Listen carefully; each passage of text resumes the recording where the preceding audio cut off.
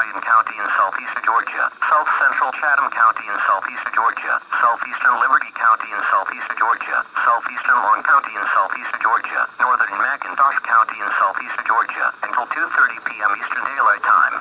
At 1:44 p.m. Eastern Daylight Time, National Weather Service meteorologists detected severe thunderstorms along a line extending from 7 miles northwest of Belfast to midway to Tibet, moving east at 50 miles an hour.